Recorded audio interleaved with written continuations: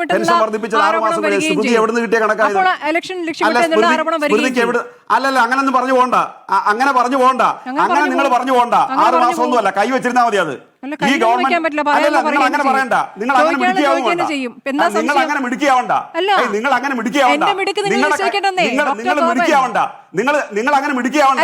നിങ്ങൾ രാഷ്ട്രീയമായേ നിങ്ങൾ കോൺഗ്രസിന്റെ പ്ലാറ്റ്ഫോം എടുത്ത് വെച്ചാൽ പ്രസംഗിച്ചാൽ നിങ്ങൾ റിപ്പോർട്ടർ ചാനലിന്റെ ഫ്ലോർ ഉപയോഗിച്ചുകൊണ്ട് അങ്ങനെ നടത്തണ്ട. അത് കൈവച്ചിരുന്നാൽ അല്ല, പ്രകോപിത നിങ്ങൾ പ്രകോപിക്കുക, നിങ്ങൾ പ്രകോപിക്കുക, നിങ്ങൾ പ്രകോപിക്കുക. ഇത് 6 മാസമല്ല. ഞാൻ പറയാൻ നിങ്ങൾ സമ്മതിക്കത്തില്ലെങ്കിൽ, അല്ല ഞാൻ പറയാൻ നിങ്ങൾ സമ്മതിക്കത്തില്ലെങ്കിൽ നിങ്ങൾ സംസാരിക്കില്ല. ഞാൻ പറയാൻ നിങ്ങൾ സമ്മതിക്കത്തില്ല. നിങ്ങൾക്ക് കടുത്ത വാശിയാണെങ്കിൽ നിങ്ങളൊരു അക്ഷരം മിണ്ടത്തില്ല ഈ ഫ്ലോർ ഇരുന്നുകൊണ്ട്. ഞാനാ പറയുന്നത്. ഭീഷണിയാണോ? നിങ്ങൾ ക്ഷമിച്ചു നോക്ക്. ഭീഷണിയാണോ? ഒരക്ഷരം ഞാൻ പറയാൻ നിങ്ങൾ സമ്മതിക്കത്തില്ലെങ്കിൽ നിങ്ങൾ സംസാരിക്കില്ല. അല്ല, നിങ്ങൾ സംസാരിക്കില്ല. അത് തന്നെ, അത് തന്നെ, അത് തന്നെ. അങ്ങനെ നിങ്ങൾ പറയണ്ട. എന്നെ വിളിച്ചിരുത്തിട്ട് അങ്ങനെ പറയണ്ട. എന്നെ വിളിച്ചിരുത്തി നിങ്ങൾ അല്ലാതെ പറഞ്ഞോ. നിങ്ങളുടെ ചാനലിലെ നിങ്ങൾ പറഞ്ഞോ ഞാനൊന്നും പറയാം. അല്ലല്ല, ഞാനൊന്നും പറയാൻ നിങ്ങൾ സമ്മതിക്കത്തില്ല. നിങ്ങൾ സംസാരിക്കില്ല. ഈ ഫ്ലോറിൽ നിങ്ങൾ സംസാരിക്കില്ല. അത്ര ഫ്ലോറിലല്ലേ ഞാൻ ഇരിക്കുന്നത്? ഈ ഫ്ലോറിലല്ലേ സംസാരിക്കുന്നത്? അതാ പറഞ്ഞേ. അങ്ങ് പ്രകോപിതനാകാതെ അങ്ങ് മറുപടി പറയൂ. മെക്ഡൊണാൾഡ് കമ്പനി 1.9 കോടി ചെലവഴിച്ച് 99-98 30 കിലോ സ്വർണം പൂശി എന്നത് ശരിയല്ല എന്ന് പറയുമ്പോൾ അതിനെ ഖണ്ഡിക്കുന്ന എന്ത് തെളിവാണ് പക്കലുള്ളത്? നിങ്ങൾ ഇടയ്ക്കൂടെ പോയിടത്തേക്കേ വരുന്നുള്ളൂ. സ്വർണ്ണം 6 മാസം കൊണ്ടല്ല കേരളത്തിലെ ഗവൺമെന്റ് ജനങ്ങൾക്ക് ആനുകൂല്യം പ്രഖ്യാപിച്ചത്. 1600 രൂപ പെൻഷൻ ആവുന്നത് ഇപ്പോഴല്ല. ഈ ഗവൺമെന്റ് വരുമ്പോൾ 600 രൂപയുള്ള പെൻഷൻ അത് 1600 ആക്കി. അത് തെരഞ്ഞെടുപ്പ് മുന്നിൽ കണ്ടോണ്ടാണോ? ഇപ്പൊ 2000 ആക്കി. ഇനി തെരഞ്ഞെടുപ്പിന് 6 മാസം ഉണ്ട്. അത് കണ്ടോണ്ടാണോ പറഞ്ഞത്? അപ്പൊ നിങ്ങൾ എന്തിനാ രാഷ്ട്രീയ പ്രചരണം നടത്തുന്നതിനകത്ത്? നിങ്ങൾ സ്വർണത്തിന്റെ കണക്ക് കൊണ്ടുവന്നിട്ട് നിങ്ങൾ രാഷ്ട്രീയ പ്രചരണം നടത്തുന്നതിനാ? സ്വർണത്തിന്റെ കണക്കിൽ ഞങ്ങൾ ഉന്നയിക്കുന്ന ആക്ഷേപം അത് നിങ്ങൾ വേറെ ഉന്നയിച്ചോ. ഞങ്ങൾ ഉന്നയിക്കുന്ന ആക്ഷേപം ഇത് 8 വർഷത്തെ കഥയല്ല. ഞങ്ങൾ ഉന്നയിക്കുന്ന ആക്ഷേപം ഇത് 998 മുതലുള്ള ശബരിമലയിലെ ദേവസ്വം ബോർഡ് ഭരണവും അതുപോലുള്ള ഉദ്യോഗസ്ഥന്മാരും ഈ ഉദ്യോഗസ്ഥന്മാരുടെയൊക്കെ കഥകൾ അതിന് മുമ്പേ ഉള്ളതാണ്. അതുകൂടെ പിടിക്കണമെന്ന് ഞങ്ങൾ പറയുന്നത്. അത് ഞങ്ങൾ കോടതിയുടെ മുമ്പിൽ തെളിവുകൾ ഇതാണല്ലോ കോടതി പരിശോധിക്കുന്നത്. അവിടെ നിന്നും സ്വർണ്ണപ്പാളി കൊണ്ടുപോയത് മുതലുള്ളതാണല്ലോ. അങ്ങ് പറഞ്ഞ ശരിയാണ്. ഉണ്ണികൃഷ്ണൻ പോറ്റി അതിനു മുമ്പ് അവിടെ എത്തിയിട്ടുണ്ട്. അവിടെ കീഴ്ശാന്തിക്കാരനായി അവിടെ എത്തുകയും ബന്ധം സ്ഥാപിക്കുകയൊക്കെ ചെയ്ത ശേഷം ഈ പറയുന്ന അവിടെ എത്തുന്ന വലിയ സമ്പന്നരായ ഭക്തരുമായിട്ടൊക്കെ വലിയ ബന്ധം സ്ഥാപിച്ചതിൻ്റെ അടിസ്ഥാനത്തിൽ ഇയാളെ അവിടെ നിന്ന് പുറത്താക്കിയിരുന്നു. പുറത്താക്കിയ ആൾ പിന്നെയും അവിടെ എത്തുകയാണ് സ്പോൺസറായി. അത് ഏത് കാലയളവിലാണ്? അത് അങ്ങീ പറയുന്ന 8 കൊല്ലത്തോളം ഒരു മാധ്യമ പ്രവർത്തനം, ഒരു മുതിർന്ന മാധ്യമ പ്രവർത്തനാണല്ലോ അത് പറയുന്നത്.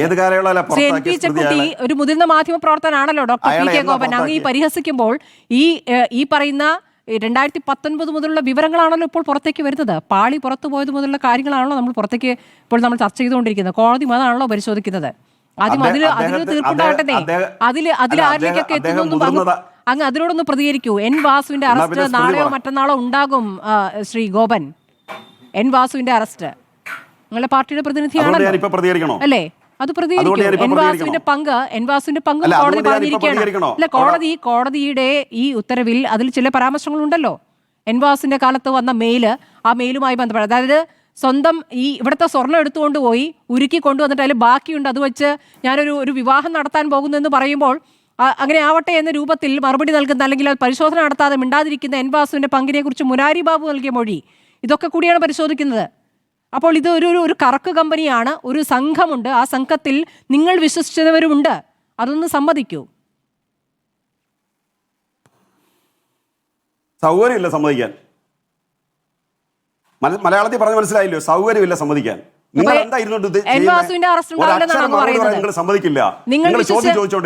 വിശ്വസിച്ച് ചുമതലയേൽപ്പിച്ച എൻ വാസുവിന്റെ പങ്ക് അങ്ങ് സമ്മതിക്കുന്നില്ലെന്നാണോ? നിങ്ങൾ എന്താ ചോദിച്ചോണ്ടിരി ഞാൻ ചർച്ച നിർത്തുക. നിങ്ങൾ ചോദിച്ചോണ്ടിരിക്കും. എന്താണ് ചർച്ച നടത്താൻ കാരണം എന്താണെന്ന് പറഞ്ഞിട്ട് പോകും. നിങ്ങൾക്ക് ഉത്തരം വേണ്ടല്ലോ. അല്ല, എന്താണ് കാരണം പറഞ്ഞിട്ട് പോകും. നിങ്ങൾക്ക് ഉത്തരം വേണ്ട. ഒരക്ഷരം പറയാൻ നിങ്ങൾ സമ്മതിക്കില്ല. എന്റെ സ്മൃതി, നിങ്ങൾ ഒരക്ഷരം ഞാൻ പറയാൻ നിങ്ങൾ സമ്മതിക്കില്ല. ഞാൻ മറുപടി പറയാൻ പെൻഷന്റെ കാര്യം അങ്ങയുടെ ഭാഗം വിശദീകരിച്ചു. അതിനുശേഷമാണ് ഞാൻ അടുത്ത ചോദ്യം ചോദിച്ചത്. പെൻഷൻ അങ്ങേക്ക് വിശദീകരിക്കണമായിരുന്നു. അങ്ങേക്ക് പെൻഷനിലേക്ക് പോകാനായിരുന്നു താല്പര്യം. ശരി, അങ്ങ് അത് പോയി, അങ്ങ് പറഞ്ഞു. അതിനുശേഷമാണല്ലോ അടുത്ത ചോദ്യം. അതിന് മറുപടി പറയൂ. എന്ത് ചെയ്യുമെന്ന് പറയും. ഇത് എന്തൊരു ശൈലിയായത്? ഇത് എന്തൊരു ശൈലിയായത്? ഇത് എവിടുന്ന് പഠിച്ച പത്രപ്രവർത്തനമാ? നിങ്ങളുടെ രാഷ്ട്രീയം ആയിക്കൊള്ളണ്ടേ, പക്ഷെ പ്രതിപക്ഷ ബഹുമാനം കാണിക്കേ. നിങ്ങൾ ആവശ്യമില്ലാത്ത കാര്യങ്ങൾ ഇടപെടുന്ന എന്തിനാ? എനിക്ക് മറുപടി പറയാൻ നിങ്ങൾ സമയം എന്താ? ഞാൻ പ്രായ കൂടുതലുള്ളത് കൊണ്ട് ചേക്കുട്ടി മാഷിനെ അല്ലെ, എന്തൊരു ശല്യമാണെന്ന് പറഞ്ഞു. നിങ്ങൾ എവിടുന്ന് പഠിച്ചതായത്? ഈ ശൈലിയാണോ നിങ്ങൾ എല്ലായിടത്തും പ്രയോഗിക്കുന്നത്? ചേക്കുട്ടി മാഷിന്റെ മുതിർന്ന പത്രാധിപത്യത്വം, അദ്ദേഹത്തിന്റെ പത്രപ്രവർത്തനത്തെ ഞാൻ എന്തെങ്കിലും ബഹുമാനക്കുറവ് കാണിച്ചോ? അദ്ദേഹം ഒരു ആശയം പറഞ്ഞാൽ ആശയം തെറ്റാണെങ്കിൽ അദ്ദേഹത്തിന്റെ പാരമ്പര്യം വെച്ചുകൊണ്ട് ഞാൻ അതിനെ നിഷേധിക്കാതിരിക്കണം. അദ്ദേഹം പൊളിറ്റിക്സാണ് പറയുന്നത്. അദ്ദേഹം ഇവിടെ പറഞ്ഞത് പൊളിറ്റിക്സ് ആണ്. അയ്യപ്പ സംഗമത്തിൽ പിണറായി വിജയൻ ഭഗവത്ഗീത ഉദ്ധരിച്ചു. അദ്ദേഹത്തിന് ബുദ്ധിമുട്ടുണ്ടാക്കിയ കാര്യം അത്. പിണറായി വിജയൻ ഭഗവത്ഗീത മാത്രമല്ല ഉദ്ധരിക്കുന്നത്, ഖുറാനും ഉദ്ധരിക്കും, ബൈബിളും ഉദ്ധരിക്കും, മറ്റു പല സൈദ്ധാന്തിക കാര്യങ്ങളും അദ്ദേഹത്തിന്റെ പ്രസംഗത്തിൽ ഉദ്ധരിക്കും. ഒരു മുഖ്യമന്ത്രി എന്ന തരത്തിൽ അദ്ദേഹം ഭഗവത്ഗീത ഉദ്ധരിച്ച ഏത് കോൺടെസ്റ്റിലാണ് ഉദ്ധരിച്ചത്? ഭക്തി എന്ന് പറയുന്നത് RSSും BJPയും മറ്റും കാണിച്ച അക്രമമല്ല. ഭക്തി വളരെ ശാന്തമായ ഒരു അന്തരീക്ഷത്തിൽ നടക്കുന്ന ഒരു കാര്യമാണ്. അത് ഭഗവത്ഗീത സൂചിപ്പിച്ചുകൊണ്ട് അദ്ദേഹം അത് പറഞ്ഞു. ആരാണ് ഭക്തർ, ഇവിടെ നടന്നതല്ല എന്താണ് എന്നുള്ളത് സൂചിപ്പിക്കാൻ വേണ്ടി അദ്ദേഹം പറഞ്ഞത്. ഭഗവത്ഗീത ഉദ്ധരിച്ചതിന് അദ്ദേഹത്തിന് വിഷമം വന്നു. അതിനെയാണ് ഞാൻ മറുപടി പറഞ്ഞേ. അല്ലാതെ ചേക്കുട്ടി മാഷിന്റെ പാരമ്പര്യത്തെയോ അദ്ദേഹത്തിന്റെ പ്രവർത്തനത്തെയോ ഒന്നും എനിക്ക് ഒരു ബഹുമാനക്കുറവുമില്ല. ഞാൻ അദ്ദേഹമായിട്ട് നിരവധി തവണ ചർച്ചയിൽ പങ്കെടുത്തിട്ടുണ്ട്. ബഹുമാന്യനായ ചേക്കുട്ടി മാഷ് എന്നല്ലാതെ ഞാനൊന്നും പറഞ്ഞിട്ടില്ല. ഇവിടെ സീനിയറായ ശ്രീകുമാർ സാറും പത്രപ്രവർത്തകനാ. എത്ര ചർച്ച ഞങ്ങൾ തമ്മിൽ ഇരുന്നിട്ടെന്ന് ചോദിച്ചു. എനിക്ക് വ്യക്തിപരമായിട്ട് ആരോടും ശ്രീമതി സ്മൃതിയോടും ഇല്ല. ഒരു നല്ല പത്രപ്രവർത്തകന് നിങ്ങളോട് എനിക്ക് ബഹുമാനമുള്ളത്. നമ്മൾ തമ്മിലുള്ള തർക്കം എവിടെയാണ്? ഞാൻ സംസാരിക്കാൻ സമ്മതിക്കത്തില്ല എന്നുള്ള പ്രശ്നത്തിലുള്ള തർക്കം. അല്ല, നിങ്ങൾ നിങ്ങളുടെ ആശയം നന്നായിട്ട് അവതരിപ്പിക്കുന്ന ആളാ. ഇല്ലെങ്കിൽ നിങ്ങളൊരു പ്രധാനപ്പെട്ട ചാനലിൽ ഇങ്ങനെ ഇരിക്കത്തില്ല. അതൊക്കെ എനിക്ക് ബഹുമാനമുണ്ട്. പക്ഷെ ഞാൻ പറയാനും കൂടെ സമ്മതിക്കണ്ടേ? ഞാൻ പറഞ്ഞു വന്നത് നാളെ വാസുവിനെ അറസ്റ്റ് ചെയ്യത്തില്ലെന്ന് എനിക്ക് ഉറപ്പ് തരാൻ പറ്റുമോ? നാളെ കോടതിയുടെ നിരീക്ഷണമാണെന്നേ. അങ്ങ് തെറ്റിദ്ധരിച്ചു. ഞാൻ ചോദിച്ചത്, നിങ്ങൾ വിശ്വസിച്ചവർ പോലും ഇപ്പോൾ അറസ്റ്റിലേക്ക്, അവരെ പോലും അറസ്റ്റ് ചെയ്യുന്നതിലേക്ക് കാര്യങ്ങൾ നീങ്ങുമ്പോൾ, അപ്പോൾ എൻ വാസു എന്ന പാർട്ടിയുടെ വിശ്വസ്തനായിരുന്ന ആളെ കൂടിയും അറസ്റ്റ് ചെയ്യുന്നതിലേക്ക് കാര്യങ്ങൾ പോവുകയാണ്.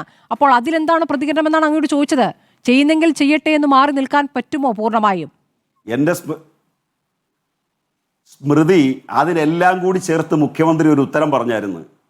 അതായത് ഏതെങ്കിലും തരത്തിൽ CPM വിശ്വസിച്ചേൽപ്പിച്ച ആളുകൾക്ക് പെശക് പറ്റിയിട്ടുണ്ടെങ്കിൽ ഞങ്ങൾ അവരെ സംരക്ഷിക്കാൻ ശ്രമിച്ചതിന്റെ ഒരു ഉദാഹരണം നിങ്ങൾ പറ. എന്തെങ്കിലും ഒരു ഉദാഹരണം പറഞ്ഞിട്ട് വേണ്ടേ പറയാം. നിങ്ങൾ ഇന്ന നിലപാടെടുത്തുകൊണ്ട് അവരെ സംരക്ഷിക്കാൻ പരിശ്രമിച്ചു.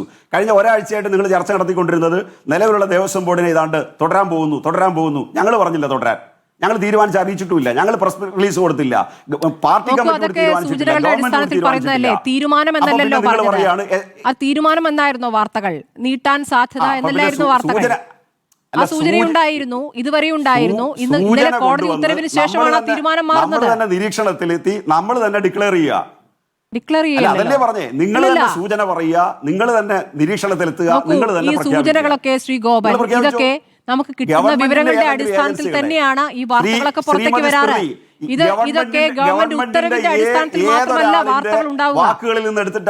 അങ്ങ് മനസ്സിലാക്കേണ്ടത്, സർക്കാർ ഒരു ഉത്തരവ് പുറപ്പെടുവിക്കുമ്പോഴല്ല ഒരു വാർത്ത ഉണ്ടാകുക. ഒരു ഉത്തരവിന് മുന്നേ കിട്ടുന്നതാണ് പ്രധാനപ്പെട്ട വാർത്ത. ഉത്തരവിന് മുന്നേ കിട്ടുന്ന സൂചനയാണ് പ്രധാനപ്പെട്ട വാർത്ത. അതിലാണ് മാധ്യമപ്രവർത്തകർ മിടുക്ക്. അങ്ങനെയുള്ള വിവരങ്ങൾ നേരത്തെ കിട്ടും. അത് അങ്ങ് ഇല്ല എന്നിപ്പോൾ പറയുമ്പോൾ ഇന്നലത്തെ കോടതി ഉത്തരവിന്റെ പശ്ചാത്തലത്തിൽ ആ തീരുമാനം മാറ്റുകയാണ്. നിങ്ങളുടെ മിടുക്ക് പൊളിഞ്ഞു പോയല്ലോ. ആരാ അവരെ പ്രശാന്തിനെ ചേർത്ത് പിടിച്ചുകൊണ്ടാണ് ഇതുവരെയും ദേവസ്വം മന്ത്രി അടക്കം പ്രതികരിച്ചിട്ടുള്ള. ദേവസ്വം ബോർഡ് പ്രസിഡന്റ് എന്താ പറഞ്ഞത്? എന്ത് തരത്തിൽ വേണമെങ്കിലും അന്വേഷണം വന്നോട്ടെ, എനിക്കെതിരെ വേണമെങ്കിൽ അന്വേഷണം വന്നോട്ടെ എന്നാണല്ലോ. പക്ഷെ ഇപ്പോൾ കോടതി അതിരൂക്ഷമായ വിമർശനങ്ങൾ അല്ല, ആ കോടതി ഇപ്പോൾ പറഞ്ഞിരിക്കുന്നത് 2025 പിഴവിനെ കുറിച്ചാണ്, 2024 പിഴവിനെ കുറിച്ച് കൂടിയാണ്.